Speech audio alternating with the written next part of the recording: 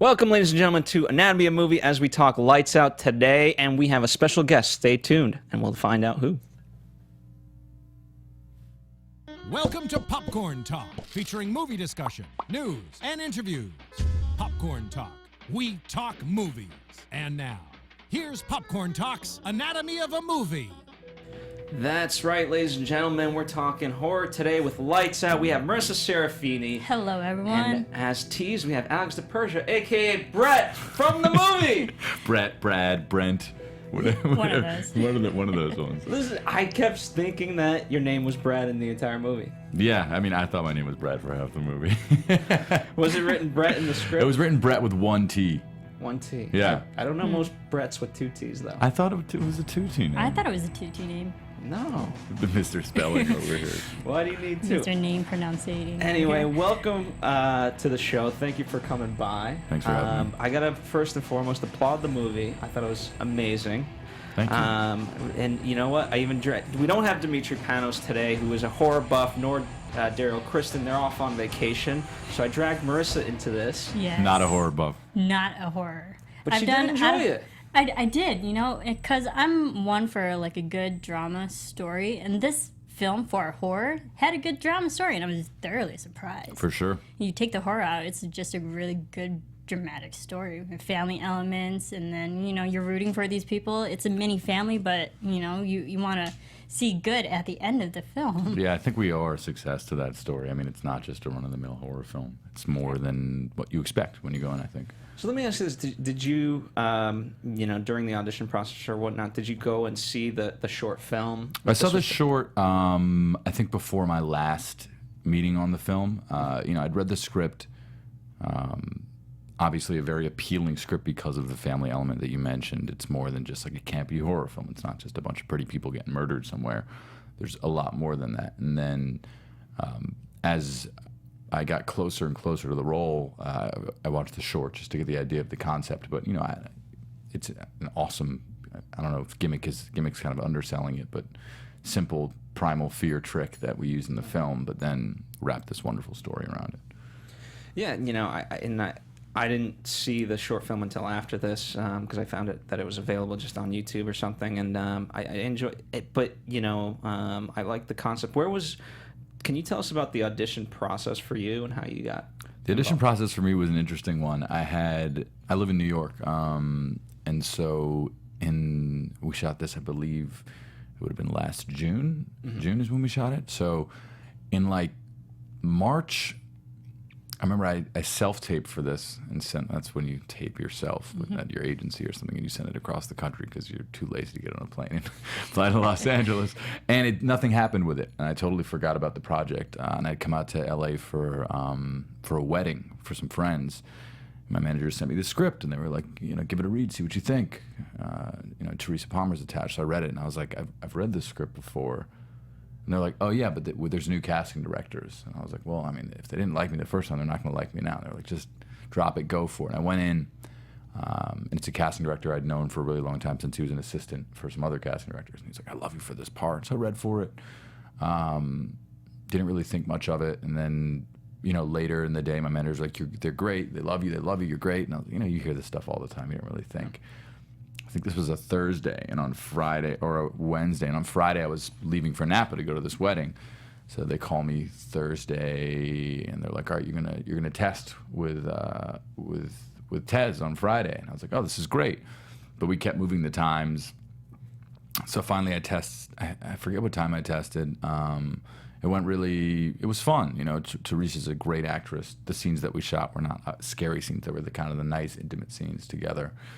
And I'd missed my flight to Napa, so I ended up driving to Napa, which, sometimes people are like, oh, it's like an 8-hour drive, but you're like, oh, they're really exaggerating. It's like a 4-hour drive. It's an 8-hour drive. And I drove to Napa, and as soon as I got there, they called, and they were like, you got the part. And I was like, oh, amazing. Like, how soon can you be here? I was like, not soon at all.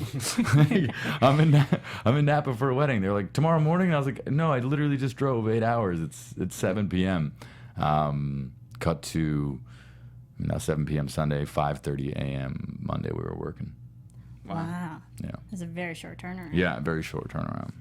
That's really cool because, reading all those scenes with your test with Teresa, like I loved your chemistry in the movie between you two because you brought a lot of levity to the movie. I like comedic relief more so, especially during all the scary moments. I was like, oh, thank God. It makes them a bit scarier, and I think it gives the audience a break while they're watching it. And Tez and I spent a lot of time together off set playing. She has a stepson, a son, and a son on the way. So there's like a lot of playfulness and fun going on, and we got to know each other really well, which we were able to bring that on screen, I think, which was nice, and bring that relationship onto the screen. Yeah, absolutely. It felt natural. So, like, what I liked about this film, I mean, obviously James Wan's actually helped produce, this film, and a big name in the horror genre. Like, how much was he creatively involved? James was very creatively involved. He was on set a good amount of the time. For David, it was his first. David went from making a short film that he uploaded to YouTube to making a studio film that ended up at Comic-Con, which is crazy, within, I think, a year and a half. James put a lot of trust in him, but James was also on set. I think, James is very good at what he does. He's our generation's, Wes Craven or whatever, whoever you want to call him. He's the king of horror. Not just horror anymore. He's moved on, did Fast and Furious. He's doing TV now. He's doing MacGyver. So he was on set a lot for the scares. I think he has a certain way he likes to produce these scares. So he came on set a lot for those. And it helped David. And also, I think it lent more confidence to David for his kind of directorial debut feature. Did you get to interact with him much? Yeah. He's the most wonderfully sweet and fun and playful guy you've ever met. It's opposite from what you'd expect. There's nothing like dark or horror-y about him. He's positive and smiling and jumping up and down all the time. He's an amazingly wonderful guy to be around. Different than expected. And how was David? Since this was his first time kind of directing. I mean, David's, very Swedish. Everything is he's unwavering, like just monotonal in a sense. And you had no idea. Everything was so cool. Then Tez and I'd be like, "How was that take?" He'd be like, "Yeah, that was really good." We're moving on. We'd be like, "What?" And then one day, Tez had the story that was like David was standing in the corner, kind of like this, and she's like, "Is everything all right?" He's like, I'm a little overwhelmed by all this, all these people. And she was like, this is you being overwhelmed? Like, he's such a calm guy. I think it's, testament to him and his ability to just do this. He showed up on a big set. He'd been to film school. Mm-hmm. He made these shorts with his wife, Lotta, in their apartment in Sweden. This was a huge step. He handled it unbelievably. Yeah, the nice part is, he does have a history. I read more about him. Like he's been making movies, but he was not like directing them. He was working for other people. So so it's always nice to see kind of in that way. Because the one thing I hate when people take here's a first time director that just made a short, uploaded it, and now look at him. You know what I mean? Like he did. Not the case. Yeah, he cut his teeth. Yeah, it's like every actor is an overnight success. It's like we've been doing this a long time, people. Yeah. Right. I like the fact that you're working with James Wan, who's already very experienced in this genre, and then David, who's not as well for directing and whatnot. But then you're also working with like really well-established actors. We have great actors. Maria Bello. I was thoroughly surprised Maria Bello. I was like, oh hey, it's Maria. Yeah. Maybe something good will come out of this because I love her as well. But what's it like, being opposite next to like two very strong actresses and just characters in the movie itself? It was amazing. Maria came on later in the process. Tez being attached to the project made it very appealing to me. She's done really well in her career. She's continuing to do well. She's a very talented woman. And then when Maria got attached, I was like, wow, this is really cool. Maria is somebody I've watched since I was a kid. Love everything she does. Mm-hmm. She brings so much weight to characters. And to this character in particular, Maria struggles with manic depression in her own life. So to bring that to this character was a lot, and I'm sure difficult for her to do. But just having those two women to play opposite of was an honor. It was awesome. Oh, I can imagine. But you also held your own during this. I did the best that I could. I think the best thing about, like I said, James put his trust into David. David really put his trust into us as actors, which was nice. And Eric Heiser, our screenwriter, wrote an awesome screenplay, and he was also a producer. So first day on set, he said, I've hung up my cap as a writer and now I'm a producer. So we all had this amazing back and forth where we worked on scenes, we broke things down so we could figure out what these characters wanted and where they were going and the best way to get there. How would you describe your character of Brett? Because I think what I like most about this movie, you have really incredibly strong women, but then, the guys are equally as strong. And in particular, Brett, I mean, they could have written him as just some douchebag boyfriend, but he's really not. He's unwavering in his love for this woman. He will do anything to be with her. He's earnest. He's straightforward with her in all his opinions. He doesn't hold anything back, and he's there for her. I think it's funny. A lot of times during the junk and a lot of interviews, I've done like, "Oh man, world's greatest boyfriend." Like, no guys are like this in real life. I'm like, man, people really have a low opinion of men. that like we're gonna run at every chance you get. So this character, I wouldn't say he was a lot like me, but I don't know, we live in 2016. Things aren't like dating isn't super easy. Things are not that easy. Well, I think it's more so like a trope of horror to write in like a bad boyfriend. For sure, bad boyfriend who either gets killed right away, makes like the worst decisions.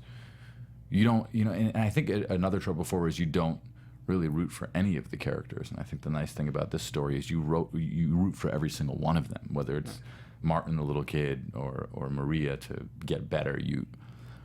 You root for everybody. You want everybody to win. You don't want people to get killed off. When they go in the basement, it's not like, don't go in the basement, let's see what happens. You're like, oh man, don't go in the basement. I don't want to see this go the wrong way with you guys. I really care about you. Yeah. Exactly. I mean, because when I first saw your character and how he was established, that bad boy, I'm like, I immediately turned to Phil. I was like, oh great, he's gonna die. Yeah. Well, the way we look too, we've got our leather jackets and the hair's long and tatted up, Exactly. And a lot of the tropes in horror films, like the couple that always sleeps together first is usually the first to die. I was like, oh no, we know where this is going. That's why we picked it up post-coitus, so we could survive. But but your character did grow on me, especially because he did seem earnest, and he really was sincere and he cared about the family and her, and I was like, all right, I can root for this guy. Thank you. I mean, to me, he had the smartest line. He said, are you doing this for him or are you doing it for you? Yeah. And that confrontation, and there was just some comedy to it. Like, I still don't know who Diane is. Yeah. Some of those scenes were. It was funny. Tez and I had so many headbutting sessions with our director. We're like, are you sure we should put a joke in here? Like, is this really necessary? And he's like, yeah, just do it this one way for us. And we'd every kind of scene, I feel like I threw a line away, ended up making it into the movie. Hilarious. Did you have much freedom to do, go off the script? Yeah, I mean, it wasn't. We cleared it with our writer and with our producers. I mean, they were on set the whole time. So we're like, hey, if we want to, we want to change this a little bit in this direction to make the relationship seem a little more authentic. They were totally down for it. It was awesome. Neat. Excellent. Let me ask you this: in terms of what's been the thing that you like audiences reacting to in terms of your character? Because I mean, in terms of your character, right? For me. As I was watching, right, when he kind of gets in the car and you hear the car drive off, and poor Barnes he didn't leave us, did he? Everyone at that point is like, did he? But it's funny. It's I feel like half the audience is like, this guy's smart, and half them are like, oh, this guy's the worst. That's. Is there a preferred reaction for you? My preferred reaction is just. I'd seen a bunch of screenings of it over the months, and then when we had the premiere, which at the Chinese Theater, which was really exciting, they were like, when he lights the car up, it's the greatest scene in the world, and the theater just went nuts, Oh, yeah. And that was really exciting. For me, that's probably my favorite part to watch, just because it's so WWF. He comes flying down this driveway and just gets clotheslined and destroyed, and it seems like he's over with, but he's not. So I enjoy watching that. Like I said last night, I went to see Bourne, and then I snuck in to the back end of Lights Out to see how people reacted just for fun. How do they react? They just go. People just. It's like a hoot and hollering type thing. It's awesome. It's fun. It's a great reaction. Yeah, absolutely. And speaking to getting thrown around and whatnot, there's a lot of stunts and wiring in this. Yeah, I made some film. bad decisions. What was that filming process like? It was difficult. It was fun. I hadn't done many stunts before, and obviously I had a stunt man, but I did a lot of the stuff on my own, which I will never do again. Not a good idea to do your own stunts or to take a few hits, because it's not like you take a hit once or twice. You take it 15 times in a row. you get rigged up and pulled in the air. It happens over and over, and I'll never do it again. I'm like, no reason for it. That's what some people are there for, right? Right.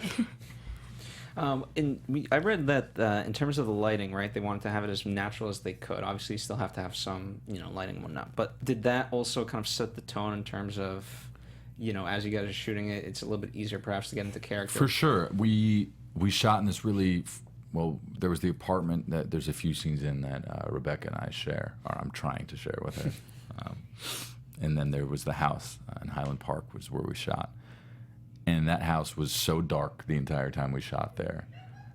And no offense to the man who owns the house, but it was a creepy house. So no matter which way you cut it, the rooms that we weren't shooting in where you'd go and, sit in your chair and have a Diet Coke were creepy. So the tone was dark and weird, and you needed your cell phone flashlight to even walk out of the house to get something from Crafty. So the tone was there. It made our jobs easier, for sure. I like the cinematography in it because I noticed, especially with the house, when every time they enter, there's that big patio and they're literally going into darkness. I'm like, what are you doing? Yeah. You're going into the darkest house ever. So I think that's, great to hear. It was amazing. Mark Spicer, who did who's our cinematographer, was amazing. He does a lot of the Fast and Furious stuff. He's a really established, wonderful guy. And the tone is set, obviously. Rebecca's mother likes to keep the house dark so she can have her friend around, and so if we're going to step into it, we're going to be going into her world, and then we have to bring our own little extra sources to keep ourselves safe. How much did you guys talk about the rules of that world? Because, obviously, it's very much kind of like a mystery at first, and then we're slowly introduced into this, and, just by the title, you kind of get the concept, but... it's like the black light later on. That's a new introduction. Yeah, it's a twist. Well, that was like they figured that out as they went along. In the basement, they're figuring out ways about it, and this wasn't like, is the black light going to work? We just find out the black light does work. That we can see Diana, but she doesn't disappear in the light, and therefore can inflict some sort of harm on her. Yeah. How much did you guys talk about that ahead of time? Or was that just always in the script, and you guys were told? I don't remember rules? the black light part, but I do remember really. Working a lot on these, when I did the cell phone move, I had this huge cheers. I had this huge great. light. We shot it like my way with the cell phone like that, and then there was another way where we shot it where Teresa and I joked that we should get credits as lighting people because we did a lot of our own lighting. Her black light scenes, that was how she was lit, was the black light, and then. For the cell phone scene, when you see it bouncing off the walls, I was holding this cell phone with huge lights rigged on it that would bounce off the walls. So we did all those little gags you see us doing with flashlights and candles. That's it. There weren't extra light sources, so we used those as our light sources for filming as well, which was is that how you have to, because you have to hit your mark in a certain way, right? Are you now also when you say you should get lighting credit, are you told very specifically of how the lighting should go? Yeah, you are, and they'd be like. While we were shooting, they'd be like, all right, Alexander, put it to the left, up the stairwell a little bit. All right, pull it back down. And then, when you go in the house, put the flashlight over there to the right and then to the left of the door, but not too left. So it was we had hitting our marks and then hitting our lighting marks as well, that was the first time somebody's asked me that. Good question. Yeah, it was, it was funny. It's funny thinking back on it. Yeah, we did have to hit these little marks all the time. Yeah, that's really interesting. Especially because that's how, it's, when I'm banging on the basement door, you flash up, you don't see Diana, you flash down, she appears, and so it's a matter of timing those things. It's just an extra challenge on top of everything you already have to do. But, props to you guys for that. And we know the house is pretty creepy, and we heard that the basement was on fire afterwards. Yeah, a week or two after we finished shooting. Wow, that's creepy. Yeah. So, very creepy. Do you believe in, the spirits? Do I believe that we haunted that house? Maybe. I mean, maybe. No, I don't believe that, but possibly. Well, okay. Are you open to the idea? Yeah, I'm open to the idea of it. Teresa, if somebody can prove it to me, I'll say yes. Teresa has her stories of growing up in a haunted house, and now she her house is haunted now. Do you joke? Do you believe her, or you just kind of? I don't know. I mean, you can't question these women with these ghost stories. Then the ghost attacks you, and you're in trouble. Right. It happened in her story. Her husband doubts the ghost, and the mirror breaks. All right, so you just go with it. If a mirror is involved, that's kind of creepy. Yeah, but... We rented a beach house one time when we were kids that ended up being dubbed the haunted house because stuff would happen in the house, doors being slammed, think someone's bag got unpacked without them unpacking it and stuff. And I still to this day don't know if it's like just this elaborate lie my parents kept going for years, or the house was haunted. I'm not going to doubt it. Speaking of the haunting, right? So, can you talk to us about Diana and like how that, you know, obviously it's an actress portraying her, Yeah. and you know, she's known for doing these roles, but how's that like, you know, just kind of seeing it in real life versus, you know, on film? Because I've only seen it on film. It makes, well, firstly, it made our jobs much easier to have practical effects as opposed to special effects. We had somebody in a very intimidating suit with, you know, fingers that were like 12 inches long attacking us throughout the film. So it made our job as actors a lot easier. We weren't playing against a green screen. It was nothing like that. And then it was absolutely frightening just to see her walking around set, because she, as you saw in the film, she does all these kind of wonderful movements and, you know, creaky, crawly type things. So she was amazing, and seeing it on set was much like you saw it on screen. Have you seen her do those moves but not in the weird suit? No, I mean, I didn't. I think it wasn't until we finished filming that I actually saw her face, and she was so sweet. She'd be like, "Hi, Alex, nice to meet you. I'm Alicia." I'm like, "Oh, really nice to meet you. I can't look at you right now. You're scaring me." So it was wild. It was wild because she was really nice, but she was really scary, and the physical embodiment of this character made it so much better. And it's what you see, you know, when there might be a few little scenes of added special effects in the film, but for the most part, it's just this woman doing that. And we'd shoot, you know, like, for example, when I said the flashlight scene in the door where she's there and then she's not, you know, we'd shoot it once with the light without her and then once with the light with her. So it wasn't like CGIing her into it. She was there. They just, you know, edited it well. Very neat. Like, I found her absolutely terrifying, because even at the end of this film, you know, at night, I made sure my TV was still on, you know, when I went to bed. I turned off the lights eventually, but like, she had such a scary, horrifying performance, and she did so well during Amazing. that. Like, Teresa, we did an interview with her on the red carpet, and she apologized to all the fans for their electricity bill. Oh, yeah.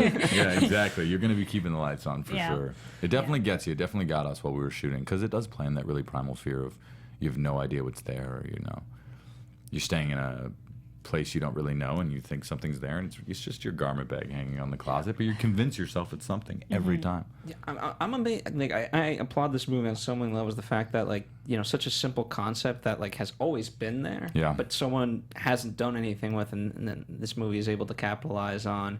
And the fact that, like, a lot of reviewers are applauding it, that it doesn't just rely on jump scares and things like that. It goes to a deeper level. Well, I think also because, like you said, you do care about these characters and the story they're going through.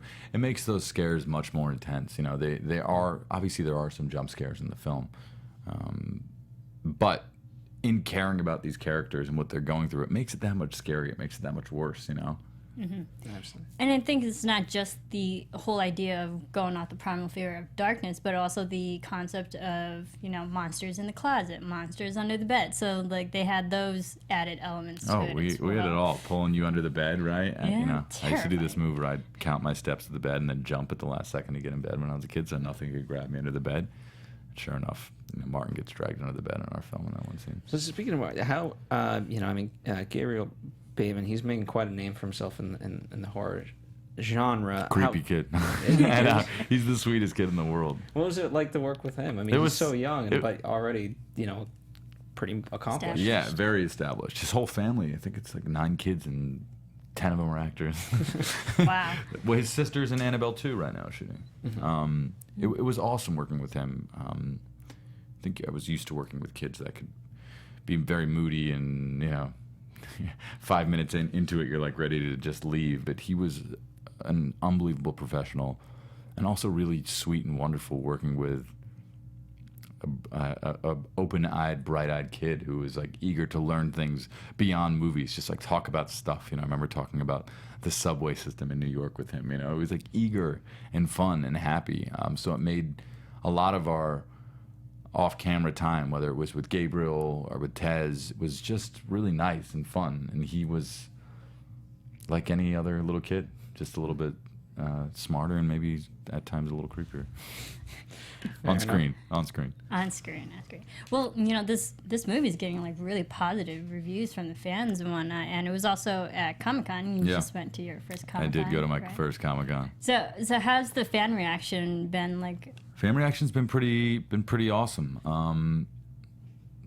Fans, I think there were so many fans of this short. Our rollout continues till the end of August in Europe, and all my European friends had seen this short way before I had, because I think it was really big over there, because he's Swedish, or I don't know what it was. But the fans so far, the U.S.-based fans, have really loved it. I think we attracted a lot of James Wan fans here, and a lot of horror fans. And I think as we roll out worldwide, we're going to attract people who'd seen the short originally when it went viral, and that's really going to get them excited by it. I think this weekend we do some much larger rollouts. Ah, very cool. And you guys just announced a sequel to this. Anything beyond that you can tell us? I know nothing beyond that, except I just hope it's as good as our first one. I'm texting and emailing our producers every day, like, hey, you guys got any ideas? You want me to come in and talk a little bit? Right. It's interesting because, spoiler alert and whatnot, but the fact that Diana is gone, but she was a mental kind of projection and affected one person, but do you think she can affect more people? For sure. I mean, people she affects with? She affects this woman who, you can make an argument that she's allegorically speaking, like a metaphor for depression in a sense, Depression's genetic, maybe her daughter's depressed. Well, I did think that was a very good question from Martin when he says, hey, if mom's crazy, does that mean we're crazy? And it was, kind of left open in that regard. It's a great question, and I think we can address that in the sequel if anybody's listening. I think we could. Well, David right now he's shooting Annabelle 2, so there's I think they got our writer Eric working already, probably. My guess is if they're gonna announce it in the trades, they're probably already on it. Yeah, absolutely. And how does that make you feel to know that this movie's doing so well that just a couple of days after it comes out? It's really weird. It's pretty shocking, to be honest. This is my first lead in a studio film like this. So on Monday, everybody's like, how do you feel? I was like, the same way I felt on Friday. Just like watching Netflix, sitting on my couch. And the next day, they're like, everyone's emailing me, sequel. I was like, oh, amazing. What does that mean? Is that good? This is good, right? That means people like the movie? And my manager's like, yes, people like the movie. It's humbling. It's amazing. I haven't quite processed it yet. I haven't gotten a script yet or a contract, but it looks like I've already got another job, possibly, which is awesome. It's a lot to take in. It's a testament to people obviously really caring about this movie and liking these characters and wanting to see more out of them. Yeah, from a box office perspective, it exceeded expectations. Opening weekend. Yeah, and we've had a great week so far. It's awesome. We're cruising. It's awesome. And there's no competition in that space. No. At the moment, I don't think till the end of the summer, basically. Yeah, and the only competition like Conjuring 2, it's still on a couple. They've of made screens, their $300+ million for now, guys. All right, give us our our due. I like the fact that this film came out in the summer compared to October, where all the other horror films come out and kind of gets I think lost within that. It got. They test these films and they fill out scorecards and all this stuff, and it tested really well. And to me, again, that was I didn't really comprehend what that meant. It's testing so well. I'm like, all right, guys, what does that mean? And they're like, oh, we might come out in the fall. And I was like, I don't want it to come out in the fall, because originally they were going to maybe try and do it for spring, and then they were like, it's coming out in July. I'm like, it's coming out in July? That's a pretty big deal, right? And they're like, yeah, that's a huge deal. It's the same weekend as the original Conjuring. I was like, again, I don't know what this means. We're going to follow this marketing strategy. It was all over my head. But for us to come out in the summer, the same weekend as a film like Star Trek, was testament to the studio's belief in the story and to where it could go. I think it definitely worked. Yeah. Definitely. So far, it's working, I guess. We'll work again for the sequel. Yes. Next summer. July 22nd. There you go. Why not? Why not? And so talk about your other roles, right? So you've done TV as well. Yeah. And now, what's the switch from TV to movies for you? Well, I've been working on this Amazon show now, which isn't a huge switch. I found these Netflix, Amazon limited series or cable shows. They use a lot of film directors. it shoots similar, but a huge difference between film and TV is you really got to nail your lines on TV, right? They've got it down to a formula of how long each show is by the minute, and the writer has a way they're presenting the story. That's your biggest difference, is you really got to nail your lines. You got to be on top of your stuff. Meaning timing-wise, or just like timing-wise in the timing-wise, sense that and you have to write. You have to say exactly what they write. In film, you can have a little mess up, and the director's like, we're just working through our scene. We're just getting it off the ground. We're taking it from here, and you have that freedom. If I had my way, I'd just do film all the time. It's fun. It's exciting. You get to embody a new character every time you play a role. But you also have these amazing, we're just talking about Stranger Things. You have these amazing shows on Netflix and Amazon that are coming out from great writers, great studios, great directors, making amazing things that you aren't expecting, Yeah, and I'm excited for Good Girls Revolt. I've known about this series for a while now, but to have that on Amazon, just like a whole nother platform to be out for sure. there. It's exciting. It's also period, which is really fun. We get to wear bell bottoms and all these really amazingly warm clothes. When you're shooting in Santa Clarita, don't wear wool head to toe. It's brutal. It's 60s, right? Yeah, it's 69, 70, post-Vietnam. My character is a war veteran with what we would now call PTSD, but back then just thought somebody was a little bit crazy because they didn't really understand that people would have these lasting effects from war. It took a long time to figure that out. This show lends a little insight into that process, as well as insight into the rise of feminism and bra burning, et cetera, stuff like that. Very cool. And what would be a character that you wanted to play, if you could? Like in a movie, or like am I making it like a specific movie, or am I making up a character? Type of role that you always wanted to do. I like anybody who goes against what people think they're going to do. I think that's why this role of Brett was really great. People expect him to be one person, but he's really another. And I think anybody who, I don't know if expectations are right, but anybody that goes against the stereotype, anybody that changes the way that people think they're going to go, is a fun character to play. There's a million dream roles, out there. Every time you go to the movies, you're like, oh my God, this would be a great role to play. Whether it's a bad guy fighting for a good cause, or a good guy you're not quite sure if you want to root for him or not. Anybody that makes an audience think are the roles that I'd like to go after. Or be part of. Very cool. And where can fans follow you to kind of keep most up to date? I'm just got on Instagram a few months ago. Oh yeah. Yeah. Do you use it often, or just kind of still playing around? Well, I was it was playing around, and now I'm using it, I guess. I was using it to help promote the film, and I guess I'll use it for Good Girls Revolt, and then decide how much insight into my normal life will go. I'm a little intimidated by social media. It's a lot. It can be overwhelming. It is overwhelming. It's definitely overwhelming. It's a matter of finding a balance, I think. Absolutely. But I was told, like, the studio loves me to do this. You got to do this. And I'm like, oh God, it was like such a internal fight going on. There's obviously the negative side, but like again, with something like this, like Lights Out, like are you seeing a lot? Are you interacting with the fans? Because that must feel good when you get like tweets or something like that. Yeah, there's a little bit of interaction going on. It's like very complimentary, but you can't interact with everybody. It's overwhelming, like I said. It's nice. It's amazing to just have the concept of fans. It's a very cool thing. Internet's amazing.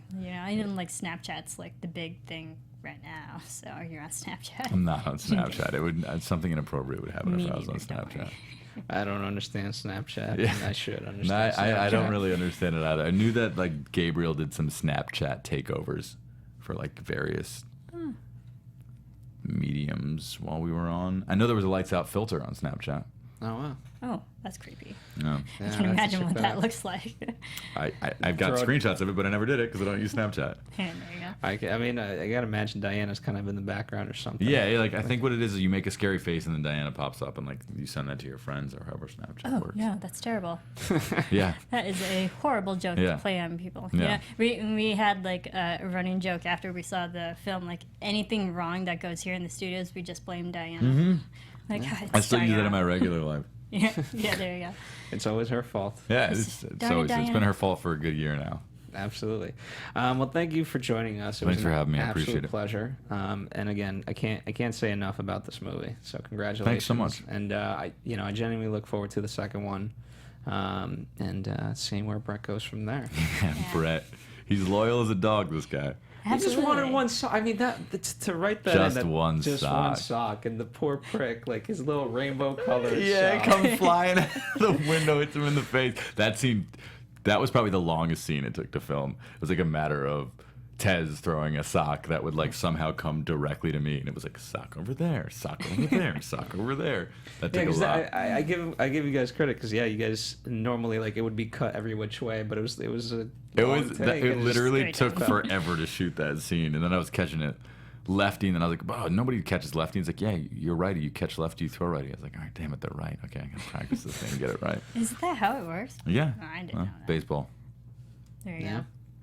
Yes, well, thank you, for coming in, and congratulations on, the success of this film. And I'm not much of a horror person, but I'll see the second one when that comes out. I appreciate that. There you go. Well, all right, guys, we're gonna cut to a quick commercial break as we say bye to Alex, but we'll continue on, so stay tuned. Awesome.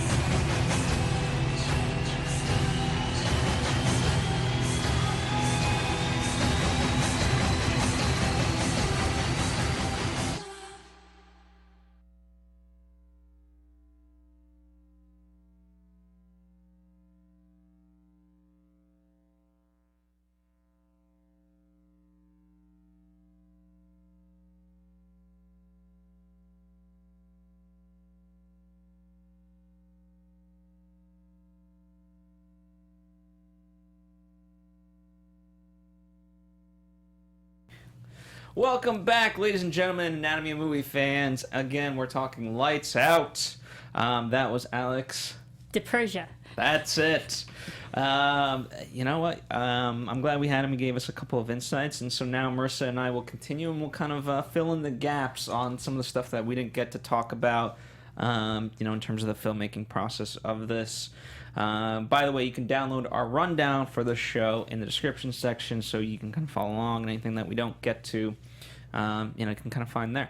But so we one of the questions that we asked him was about the short film. Had he seen it? So to start at the beginning, David Sandberg, he made a short film with his wife. It's a 2-minute horror film. You can catch it on YouTube. I made It's terrifying. Oh my god, it's terrifying. Yes. I watched it in pure lit area, and I'm like, oh my god, why am I watching this? It is because Phil made you absolutely horrifying. I'm not a horror person. Absolutely, and it went viral. He put it in Britain's Bloody Cuts Horror Challenge. It didn't win, but he was named Best Director, and after that, it went viral. And that's what kind of led to this, and so a lot of people, after it went viral, many people actually, Lawrence Gray, who was one of the producers, he had a similar experience to you. He was watching in his office. He's like, "Why am I scared? All the lights are on. Yeah, exactly. It's daylight outside." Well, I think that's just a testament of the concept and how simple of an idea that was, but how well it was shot when it can evoke such a scary emotion within 2.5 minutes. So props to them. Plus, I'm just a big wuss when it comes to horror. But So. it's also prime, right? David said, like, this stuff happens to every single one of us. Like, we're always checking, like, wait, I see something that I not. And as I said earlier, like, the fact that no one's done this concept is incredible to me, and they've tapped into something really special. Especially scary. Yes. Yeah, special.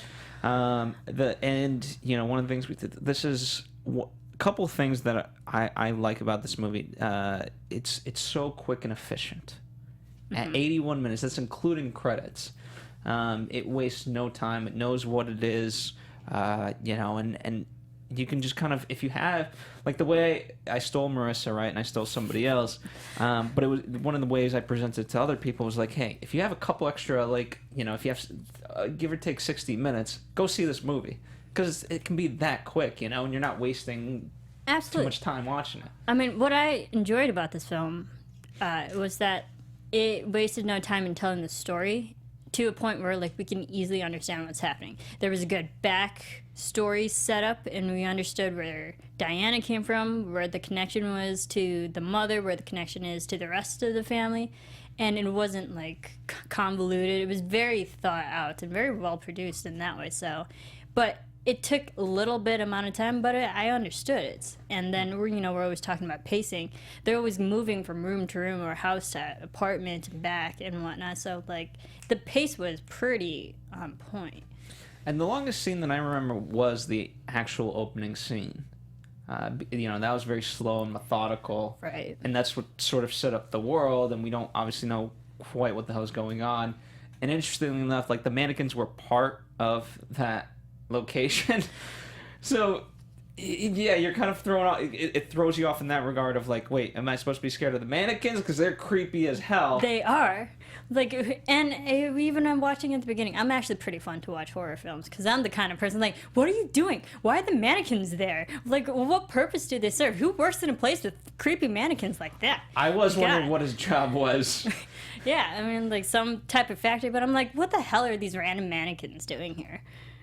Very scary though, creepy. But I'm glad that, like, they threw that in there to, like, make us kind of afraid, but they're not the things that we should be afraid of. Yeah, it's this creepy It's one. like misdirection, kind of. And it's, again, it set up a lot of those things. Even so, as we talked about with Alex, when he's running away from the house and he goes through the kind of garage area, right? And he goes into the darkness, and then she gets him. It's obviously very similar. It was because it was set up early on in the film when the dad's leg gets taken, and you looked at me of like, why?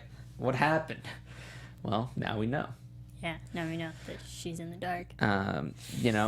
And so okay, so again, kind of going back, Lawrence Gray, he loves this, and it's one of those movies that he knew he could make on a micro budget. The budget for this is $4.5 million. It's steep in some sense for an indie movie, but for a horror movie, like, and especially if they believed in it, it can make its money back. And if you think about it, there's really only like 3 main locations they used. I mean, well, 4 if you include the school and whatnot, but 3 big filming locations was like the house, the apartment, and that warehouse they were at the beginning. So production was pretty small if you think about it. Overall, very much so. And it was Gray's idea to get James Wan involved. They had known each other before. It was actually Lawrence Gray who heard the first pitch for Saw, and unfortunately, his studio at the time did not take it. And he still regrets that to this day. Hindsight. But they've always kind of kept in touch and wanted to work together, and so that's how James Wan came aboard, was through a phone call and whatnot, and then. Then it came into it, but they both knew that while it was a great concept, in terms of there's many limitations of the short film to basically then translate it to a full-on feature. It needed fleshing out. Yeah, you got to flesh it out, create padding in a story and whatnot. And we've talked about other films that started off either on like conceptual development pictures or another short story and whatnot. But I think it's great that what they added to this to make it a full length is like an actual good dramatic story, which I said at the top of the show that they added a family element, and I think that immediately makes it relatable to people, along with the horror aspect underneath. Yeah, and they recruited a great screenwriter, Eric, who has done The Thing, Nightmare on Elm Street, and a lot of just horror in general. And so, and I think this might be one of his, even out of those, like this might still be one of my favorite movies that he's probably scripted. Oh, Lights Out? Lights Out, because I don't know, it just he was able to blend these characters, a concept, and humor. This movie had a ton of humor. There was a lot of humor, thanks to Brett. But yeah, I was surprised because every time they were in darkness, you knew something was going to happen. It was one of those movies like when it was daytime, for the most part, you're safe. When it's nighttime, good Lord, help us all. Absolutely, and one of, again, the way that the movie progressed, I love the fact that the mother introduces Martin. She's like, why don't let's have you and me time.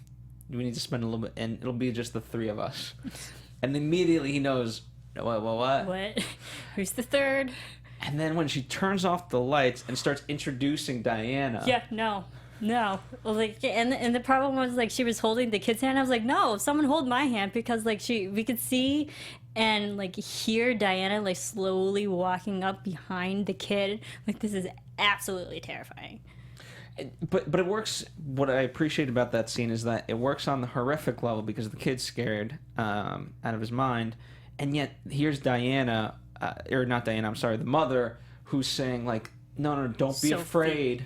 Yeah, Sophie, don't be afraid. She doesn't know any better. And the fact that, like, she's as like, we're all scared as an audience members, but the fact that she's, like, trying to find a way to forgive this is more, to me, almost more troubling. Yeah, like she can't control her behavior. Yeah. It's and I think that was interesting to have that, like, the mother was so connected to Diana. The fact that she wanted to introduce Diana to the family, be like, no, she's just one of us. She's just a little bit more troubled. Yeah. So it's messed up. It was very messed up, but one of the core concepts, and you know what, in hindsight, I wish we talked about it with Alex, was this notion of abandonment. Because early on, right, Becca's father, he abandoned them. Obviously, he did not. We learned that. But the fact that then Becca abandons Sophie and whatnot, and obviously Sophie feels like she abandoned Diana, there's that strange part of, like, okay, what does that mean? What is this? Who's right in this equation? Who's wrong? And can you abandon somebody, or does it lead to this? Or if you do abandon someone, they're going to come back after you. That is a more deep notion, and I think it's great because I think that, in parallel with the whole family element, that makes it, again, more real and realistic to understand. Because, and it's not just with families, like friends feel like they've been abandoned and whatnot, but I like the fact that there's, like, three kind of generations that this happened. We had, the mother with a friend, and then we had the daughter, and then we had a kid. So it was like three different ages where this abandonment lies through. And, even beyond that, the father of Diana herself. Because, she's in my head and whatnot. This has been going on. It's one of those things. What I appreciate most about it is that it doesn't reveal too much. And what I mean by that is, there's Becca, and she's asking, like, hey, so who is she? And Sophie says, I don't believe in ghosts. It's like, okay, but so if she's not a ghost, then what is she? Yeah, and we never obviously get that answer. Besides, obviously, we just formulate our own opinion that she's a mental projection, but obviously it's more than just a mental projection. It's a physical. And we were talking after we just saw the movie. That was one of my issues with the film. I was like, if it's a mental projection, how does it have the ability going from mental to something tangible where it can, like, physically move things and move people and hurt them in a physical aspect? I'm going to tell you this. It's just like Sharknadoes. How do they happen? They just happen. They just happen. That's it. That's it. That's the only explanation you need sometimes. Suspend the disbelief a little bit more. Because, you know, at the end of the day, no explanation is going to be satisfying enough. So why go through that? But I think that was my way of coping with horror after the tragedy I just saw. I was like, okay, I have to understand this in some way so I can feel better. But that was one of the biggest looming questions I had. If it's a mental, how did it become tangible? Well, that is a big question. You know, well, speaking of that, right, I want to ask you about, we'll talk about some of the more scary moments, but in terms of, I do want to talk about the ending in particular, because was that satisfying? You know, it kind of, the way the script was going about and the way the movie kind of went, it seemed, you know, it lent itself to that, right? Because the pills were gone. I was really hoping that somehow again she would be helped, and then that's how Diana would leave, which again, in some sense, makes for a better sequel, because it kind of, again, there's that looming question of like, if she gets off the meds, this girl's back. Exactly. Now, how is Diana gonna? Yeah, and that was my question. I was like, okay, she's gone, so. But, I mean, to answer the first question, yes, I think it was satisfying, but also, I think it was also very predictable, too, because there was a whole line where Sophie was like, you're nothing without me. I'm like, oh, great. She only goes away when Sophie goes away, in some shape or form. Like, the only way to actually officially get rid of Diana is to kill her, so that means you're going to have to kill Sophie. Like, yeah, so I understood that and figured that out, so it was satisfying when, like, it came to fruition.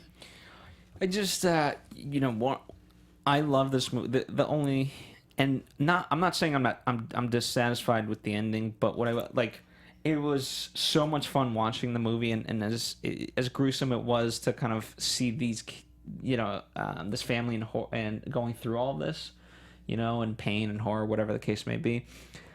At that moment, things just changed. They got very dark. And then the movie kind of ends after that. So it was like I was having fun with this. And then at that point, I was like, oh, shoot, it's actually real. That's it. That's it, yeah. You know, and so... Because they pull away from the house, and literally that's how it ends. Yeah, and again, in terms of... Like, I feel bad for the mother, but I also feel bad for Becca, because there she goes through the basement. Luckily, Martin doesn't really see what happened, and I don't know if he would necessarily have the same connection, but there's Becca seeing like what happened, the real truth about her father, that he was in this basement and he was locked away and that's how he died. And then she literally sees now the demise of her mother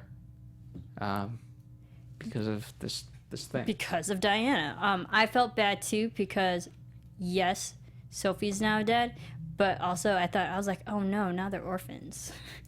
And that just like left a really bad resonating picture for me. I was like, oh no, so like who else do they have now other than just themselves? Well, it'll be interesting what Child Protective Services says, because again, now you have to kind of like, how do you explain Poor Diana? Martin. Yeah, because they're not going to believe Becca that much. No, like Martin's going to probably go into foster care and be jaded. Maybe Diana will come back for Martin, because he seems like he'd be the most mentally unstable person. I mean... that's true. We get that Rebecca, she's been through a lot of things, but she's older, so she probably has more ability to cope with everything that just went on. Whereas Martin, being a kid, being scarred, and now an orphan, it makes sense if he was the one being tortured. We need writing credit on this one. Right? We're just making this thing happen. Now, you know, we've applauded Alex in this. Teresa Palmer... absolutely fantastic. Love her. It was James Wan's idea to bring her in. I didn't get to read too much into this, but I did read one article at least that said Teresa's mother actually suffered from mental illness. I wasn't able to get more specifics than that, but you know, obviously if that's true and to what extent, I'm sure she was able to draw from that. Yeah, absolutely. And also Teresa said in interviews, because it has been a family related thing with her, that like that helped draw her to just the project itself because she could relate. So she wanted to do it because she knew what the experience was like being a daughter of someone who's had a mental problem such as this as well, that like she found it very relatable and she wanted to immediately do this project. Yeah, and she's a mother herself now, so it kind of takes on a whole sort of meaning to her. You know, one of the fun things that I in terms of Alicia, right? We asked Alex about her, but Teresa says, seeing her as Diana, I couldn't connect with her in that way anymore because she's behind the suit. She has these crazy contact lenses. She's so scary to look at. When she's in the scene, I'm literally afraid just because I'm staring at her. And they know each other from I Am Number 4. I Am Number 4. Which is a great film because I just watched that recently, like last week. I coincidentally as well, and it's not. I think that's great to always be working with someone that you've already worked on a project with, but in a completely different sense than the first one in I Am Number 4, if you've ever seen that film. There's like a lot of stunts. There's a lot of fighting scenes going on. So you know how they work together. But in this one, it's like way more dramatic, less action, but more just like the character suspense of acting. And it's nice to see like two actresses like on the flip side of what they started off with and what they were doing in this one. Absolutely. Speaking of Diana, they used, we've kind of talked about it, they used a prosthetic suit for it, and it was built by someone who did the character for Mrs. Doubtfire. So Great kind film.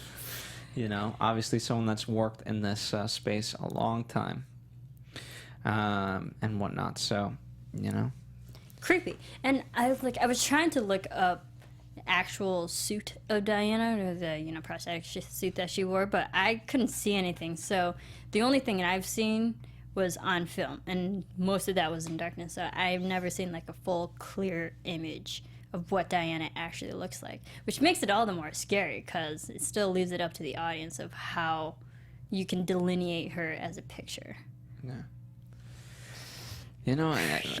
She did a fantastic job. Absolutely fantastic. Couple of Easter eggs. In Rebecca's room, there's a poster slacked, which, again, just some of the weirdest posters on purpose, but slacked it translates in Swedish to lights out. So those posters were very creepy. Especially, I loved how she was very self-aware in the film. It's like, there are pictures that might scare you. And I was trying to look at that first one when we were first introduced to Teresa, because I remember the shot was like the wall pictures and then Teresa. I'm like, okay, is this character, is this like a foreshadowing aspect of that we'll see Teresa go through in the darkness? But it looked cool. Yeah, absolutely. All right, so let's talk about David Sandberg, right? We talked about his short, but now let's talk about him directing. And from what we learned with Alex, he's apparently a very calm guy. And he was cautioned. He says, it just went really fast and really smooth, and people kept telling me, don't get used to that because that's not how it usually happens.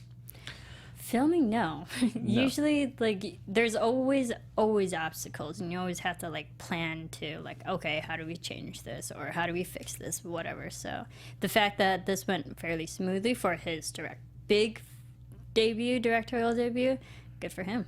I mean, there's, even though the budget's not huge for a blockbuster summer movie, the fact that, again, they put it up against Star Trek Beyond, that's writing a lot. And so much so, like, they're giving him Annabelle too. Like, that's what he's off doing right now. Wow. It's good for him and then also probably working with James Wan again. So, I mean, and I like the fact that, like, he had the idea already, and then he could easily flesh it out to full feature. So it's nothing, like, really new to him. He was already part of this project from the beginning. Yeah. And, here's what Maria Bello said about him. David has such a great and gentle hand. Knew what he wanted, but also didn't have a big ego about it. Gave us actors a sense of comfort that we felt free to be the best of ourselves. So. And coming from Maria Bello, who's super established in and of herself, and about a first-time full-length director, says a lot. It does indeed. It does indeed. And you know what? I mean, one of the things that I think made this smooth, though, as I kind of look at it, right? A lot of the people that worked on this were people that have worked with James Wan. And, you know, Mark Spicer, the cinematographer, he did Furious 7. You know, he's a cameraman on Fast 8. He did The Shallows and Son of the Mask. It's a very experienced crew as well who knows this genre. Absolutely. That's great. Kristen M. Burke did the costume design. She's known for Conjuring, Insidious, and whatnot. So, again, in that space, knowing these guys. And then, I think it's interesting. If you find it real, like, all those horror films have, like, a strong female spirit antagonist in that film, along with Lights Out. I wonder why it's the women who are the antagonist. Interesting.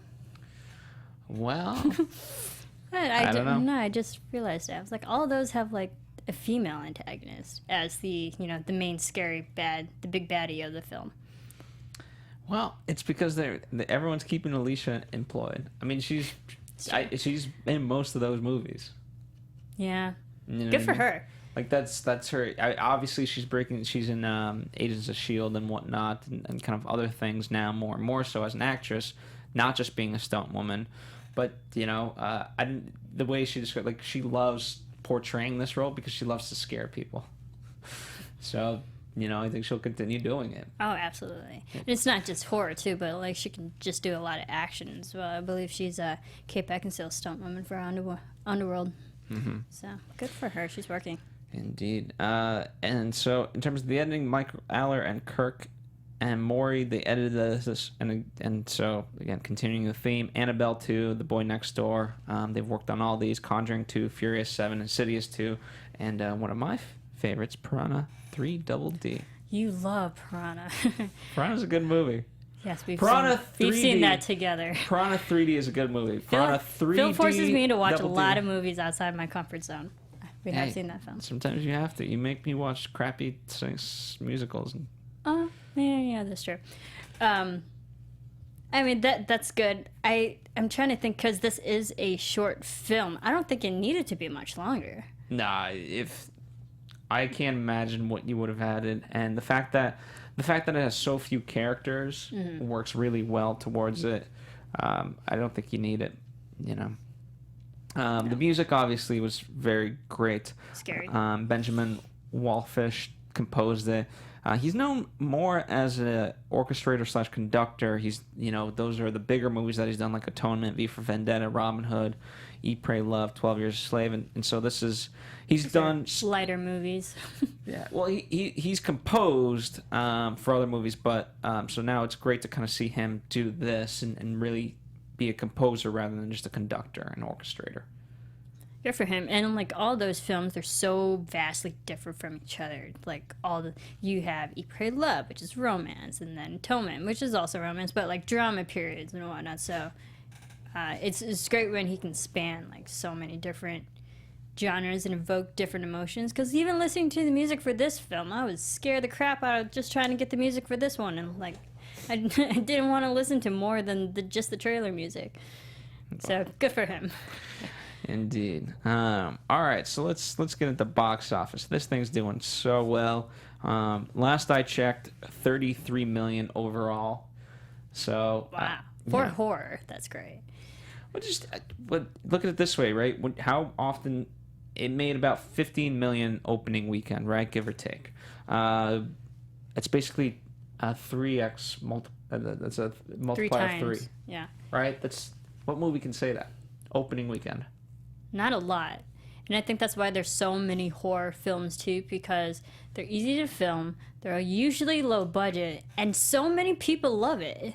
Well, they need to be good. I mean, it. there's some pretty bad ones, but so far, Conjuring 2 has been great. People are loving The Shallows, and now this. So again, the movies that we've seen, for me, I really enjoy.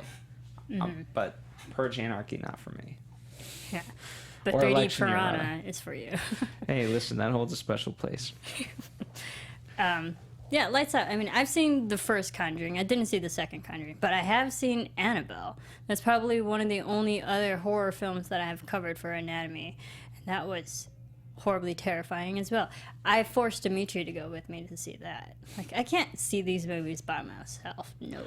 Well, luckily there's at any one of the. You can go at 10 a.m. I'm sure, and there will be enough people to see Lights Out with, and have fun with. Yeah, but I don't want to walk away and not talk to someone about it. You know, I got to talk to someone about it. Talk to anybody. 78% on Rotten Tomatoes. As the site says, Lights Out makes skillful use of sturdy genre tropes and some terrific performances for an unsettling, fright-filled experience that delivers superior chills without skimping on story. I agree. I completely agree. And audiences give it a B. I'm surprised. Yeah. I mean, I'm not a fan. Again, I'm not a fan of horror, but I would give this an A for horror. I've actually seen a good amount of horror, unfortunately, but I would give this an A. Yeah, you know, I think it's just a lot of fun. So, and obviously we're getting the second one, so you know we have that to look forward to. All right. Well, what was your most scary moment of the movie? Oh, goodness. You know what? I know. Okay, so when Teresa is in her apartment at night and the whole tattoo sign and that neon sign keeps flashing, and then we see Diana every time it goes, you know, off and whatnot. But like, there was the moment where Diana's like actually physically going towards Diana, or like towards Teresa and about to attack her. I was like, oh no, thank you, no, thank you. And then there was the one moment she was like actually going to touch Teresa, or like, and you know, Rebecca, and I'm like, oh, no, close the eyes, avert the eyes, you know, oh God, it's horrible. Like, knowing something's physically coming at you, that is a horrible feeling. Well, I liked, what I liked about that scene was how they set it up, because they kind of almost do it as an establishing shot, and you're like, oh, okay, but then it takes on a different meaning. Right, they twisted on that because, again, just to shoot a outside exterior shot of an apartment building with like a sign that's kind of rickety, you're like, oh, and they held on it for quite a bit. So I was like, why are we watching this? This means something. But also, like, that scene, you had the added feature of just the sound scratching on the wood, which is also a terrible sound that they use in every single horror film. Is like doors creaking and sound scratching. No, I think it was just like a culmination of things that just scared the living shit out of me. And, you know, again, just now there's the anticipation of scares, right? So when we first meet Rebecca, the fact that she's in the shower and the kind of things are foggy and you're like, wait, is something going to happen? And, again, because we've been conditioned that way, you think so, but nothing does. So. No. All righty. Thank you guys for joining us. I don't think we need to talk much more than this. It was a short movie. It was a scary. great movie, but we don't need to beat it over the death. And that's why it was great to have Alex here to talk about it with us. Let us know what you guys thought of the movie. What portions were the scariest for you, and you know, what'd you think of Alex's character Brett? I thought he was fantastic. I thought he was awesome. So it's like, you know what? He's a good boyfriend. He is indeed. All right, guys. Thank you guys for joining us at the Popcorn Talk and at Movie Anatomy. You can follow us there and check back every single week. We have, listen, in our archives, we've done a lot of movies, so you can check out all the movies we've done. And as you see them, watch the Anatomy. And as future movies come out, we'll be doing them. We'll be doing Star Trek Beyond soon. We're going to be doing Jason Bourne. War Dogs, Sausage Party, so on and so forth, and Sharknado 4. I know that's a TV movie, but we're going to be doing that Monday very soon. So, but we've also covered Annabelle, Conjuring 2, and Insidious. So Insidious, absolutely. We got the horror covered as well. So definitely check those out if you love horror. And if you are excited for Sharknado, check out our Popcorn Talks interview with Tara Reid. In anticipation of the fourth movie. I've been lucky enough to see the fourth movie. It is fantastic. At Serafini TV says bye. Bye. And I do too, so we'll see you guys next time on another Anatomy of a Movie. Enjoy the creepy music.